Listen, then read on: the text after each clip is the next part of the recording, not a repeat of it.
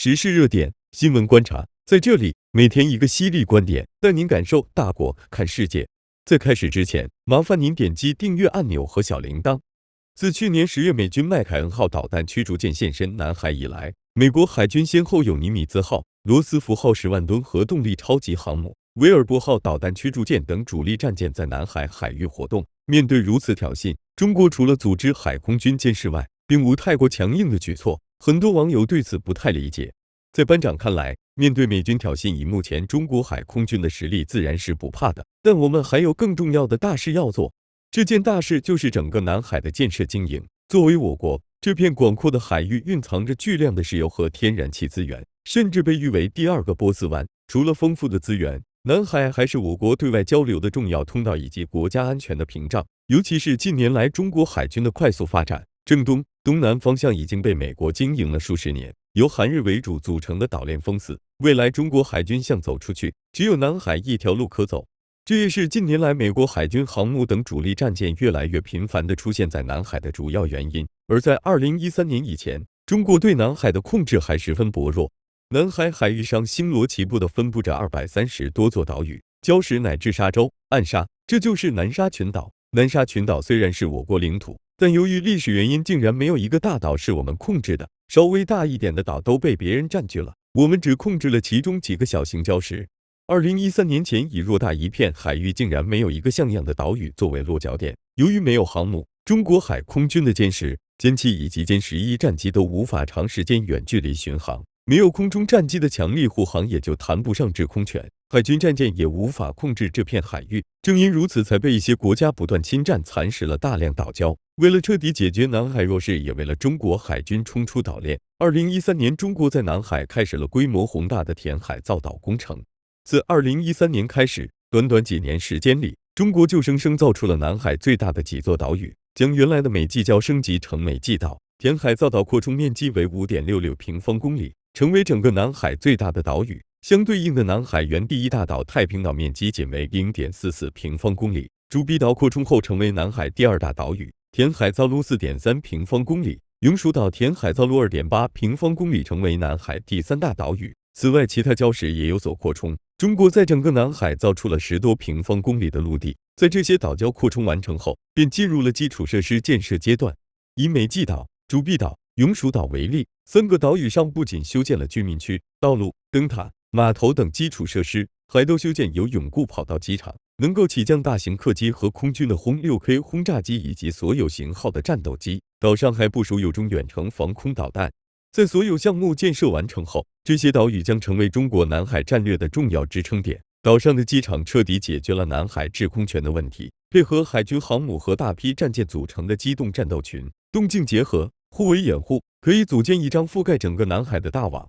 在这张网里，无论是美军的航母还是宙斯盾驱逐舰，都将被中国海空军的战舰、战机死死盯住，并最终逐步获得南海海域的主动权和话语权。目前，我国在南海各大岛屿的建设都已经完成了初步的填海和岛上设施建设阶段，剩下的就是如何好好利用这些岛屿，彻底将班长上文中所说的网组建起来。而美国自然不会眼看着中国对南海的控制能力越来越强，不断派遣战舰借着航行自由的名义来南海挑衅，就是重要手段，以此不断向中国施压，并向世界表明美国海军在南海可以也必须横行无阻。而我们要做的就是稳步建设南海岛屿，不断增强这些岛屿的支撑点功能。未来这些岛屿成长为南海重要的经济中心、军事重镇。当成群的战舰出现在这些岛屿的码头，当多个航母战斗群在南海游弋，当南海的天空遍布歼20、歼16的发动机轰鸣声，到那时美军航母再来，我们就有了和平时期剧组航母的能力。到那时美军航母才算真正的不再横行无阻。